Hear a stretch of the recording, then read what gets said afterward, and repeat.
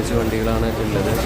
എന്നിട്ട് പോലും സൗണ്ട് ഉണ്ടാക്കിയിട്ട് ഓടിക്കുന്ന കഴിവുള്ളവന്മാരെ നമുക്ക് കാണാൻ പറ്റും. എന്തിനാണ് ആ സൗണ്ട് ഉണ്ടാക്കി ഓടിക്കുന്നത് ചുറ്റും എനിക്കറിയില്ലല്ലോ. ഇപ്പോൾ അതൊന്നും ആവശ്യമില്ല. സത്യം പറഞ്ഞാൽ വളരെ സിമ്പിളായിട്ട് നമുക്ക് ഈ വണ്ടി ഓടിച്ച് കൈകാര്യം ചെയ്യാൻ പറ്റുന്ന രീതിയിലാണ് പോയിക്കൊണ്ടിരിക്കുന്നത്. അത്രയും സിമ്പിളാണ്. അപ്പോൾ ഇപ്പം ഇതിൻ്റെ ലെങ്ത്ത് ഒക്കെ ഒന്ന് ശ്രദ്ധിക്കുക. നമ്മൾ ഓടിക്കുന്ന ഏത് വണ്ടിയാണെങ്കിലും എത്ര ലെങ്ത് ഉണ്ട് ആദ്യം നമുക്ക് വണ്ടിയിൽ കയറുമ്പോൾ തന്നെ അറിയാമല്ലോ. അനുസരിച്ച് ആ വണ്ടിയുടെ ലെങ്ത്ത് ആദ്യം മനസ്സിൽ വരിക, എന്നിട്ട് അനുസരിച്ച് വണ്ടി ഓടിക്കുക. അതാണ് ഏറ്റവും വലിയൊരു കാര്യം. പിന്നെ വണ്ടിയുടെ ലെങ്ത്ത് മാത്രമല്ല, വണ്ടിയുടെ ഫ്രണ്ടിലുള്ള ആ തൂണുണ്ടല്ലോ, ആ തൂണായിരുന്നു പണ്ട് കാലത്ത് 2 ടൈപ്പ് ഗ്ലാസ് ഇതാണ് വരിക.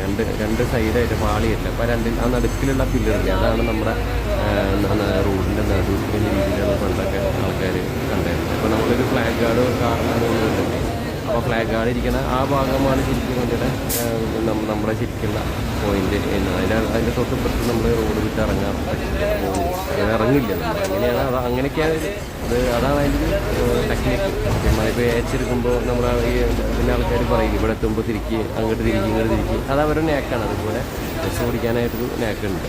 മെയിനായിട്ട് ലെങ്ത്തും അതുപോലെ തന്നെ ഫ്രണ്ടിലുള്ള അളവും കാര്യങ്ങളൊക്കെ തന്നെയാണ് എനിക്ക് അറിയേണ്ടത്. പിന്നെ ഈ വണ്ടിക്ക് ചെറിയ സ്ലിപ്പ് ഉണ്ടായിരുന്നു കേട്ടോ, അതുകൊണ്ടാണ് ഇടയ്ക്ക് സൗണ്ട് വരുന്നത്. സാധാരണ ഇതിലും സൗണ്ട് പോലും വരില്ല നല്ല രീതിയിൽ ക്ലച്ച് ചവിട്ടുകയാണ്. ഇത് ചവിട്ടിയാലും സ്ലിപ്പ് വരുന്നുണ്ട്. 3rd സ്ലിപ്പായിരുന്നു വണ്ടിക്ക്, അതുകൊണ്ടാണ് സൗണ്ട് വരുന്നത്.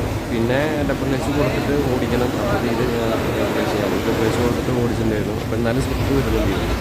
അപ്പോൾ ഡബിൾ ക്ലച്ച് വണ്ടിക്ക് ഡബിൾ ക്ലച്ച് തന്നെ കൊടുക്കണം. പിന്നെ അതുപോലെ സിംഗിൾ ക്ലച്ച് വണ്ടിക്ക് ഡബിൾ ക്ലച്ച് കൊടുക്കേണ്ട ആവശ്യമില്ല. എന്നാലും ചിലവരൊക്കെ പഴയ ഡ്രൈവർമാരൊക്കെ ഇപ്പോൾ കൊടുക്കുന്നുണ്ട്. പണ്ടത്തെ ഡ്രൈവർമാർ നമ്മൾ ക്ലച്ച് പോലും ചവിട്ടാതെ ടൈമിൽ ഗിയർ മാറുന്ന നല്ല ബിരുദന്മാരുണ്ട്. അവരൊക്കെയാണ് ശരിക്കുള്ള തഴക്കം പഴക്കമുള്ള ഡ്രൈവർമാരെന്ന് വിളിക്കുക. അന്നൊക്കെ ക്ലച്ച് ടൈമിൽ മാറും. ഇത് ക്ലച്ച് ചവിട്ടണ്ട. ഇപ്പോൾ വലിയ ലോറികളൊക്കെ പഴയ കാലത്ത് എങ്ങനെയാണെന്ന് വെച്ചിട്ടുണ്ടെങ്കിൽ ഇതൊക്കെയാണ് പണ്ട് പോവുക. കാരണം എന്ന് വെച്ചാൽ അവർക്ക് ഇടയ്ക്കൊന്ന് ന്യൂട്രൽ തട്ടി കൊടുക്കും, ക്ലച്ച് കൊടുക്കില്ല. അത് നേരെ ഡൗൺ ചെയ്യുന്നതാണെങ്കിലും വണ്ടി ഗിയർ ചേഞ്ച് ചെയ്യുന്നതാണെങ്കിലും ഒക്കെ ഒറ്റ പരിപാടി ക്ലച്ച് ഔട്ടാതെ ചെയ്യുക. അത് അത്രയും ടൈമിംഗ് ഉണ്ട് വണ്ടിയുടെ ആ മൂവ്, അല്ലെങ്കിൽ വണ്ടിയുടെ ആ ഒരു വികാരം അനുസരിച്ച് വണ്ടി പോലും അറിയാതെ ഗിയർ ചേഞ്ച് ചെയ്യാൻ പറ്റില്ല. അതിനാണ് ഡ്രൈവിംഗ് എന്ന് പറയുന്നത്. അപ്പോൾ അത് നല്ലൊരു ഡ്രൈവറാണെങ്കിൽ ഒരിക്കലും വണ്ടി ഓടിക്കുമ്പോൾ അതിലിരിക്കുന്ന ആൾക്കാർക്ക് ഒരു ബുദ്ധിമുട്ടുണ്ടാവില്ല. സ്ലീപ്പർ ബസ്സാണെങ്കിലും ഈ സീറ്റ് ബസ്സാണെങ്കിലും ഇരിക്കുന്ന ആൾക്കാർ തൊട്ടാളാനും മുട്ട് പോലും ഇല്ല. ഒരു വളവ് തിരിയുമ്പോൾ ഒരുപാട് ഹോൺ അടിക്കില്ല, ഒരുപാട് ബ്രേക്ക് അപ്ലൈ ചെയ്യില്ല. പിന്നെ ഉള്ളതെല്ലാം നമുക്ക് വണ്ടി ഓടിക്കാൻ സാധാ വണ്ടി ഓടിക്കുന്ന സെറ്റപ്പൊക്കെ തന്നെയാണ് ഇതിനുള്ളത്, മനസ്സിലായില്ലേ. പക്ഷേ കാർ ഓടിക്കാൻ ഒരാൾക്ക് കാർ ഓടിക്കാൻ എന്നുള്ള മനസ്സിൽ ആഗ്രഹം അല്ലെങ്കിൽ ആ ധൈര്യം ഉണ്ടെങ്കിൽ പോലും, ധൈര്യം വലിയ പ്രധാന ഘടകമാണെങ്കിൽ പോലും നമുക്ക് ഒരു ആൾക്ക് പെട്ടെന്നൊരു വണ്ടി വന്നിട്ട് ഓടിക്കാന്ന് പറഞ്ഞാൽ അതൊരു ഹെവി വണ്ടി സംബന്ധിച്ച് ഓടിക്കാന്നുള്ള പെട്ടെന്ന് അത് സെറ്റായിക്കൊള്ളണമെന്നില്ല. കുറച്ച് ബുദ്ധിമുട്ടുണ്ട് സത്യം പറഞ്ഞാൽ. എന്താ ഇത്രയും ലെങ്ത്ത് അല്ലെങ്കിൽ ഹൈറ്റ് വെയിറ്റ് ഉള്ളൊരു വണ്ടി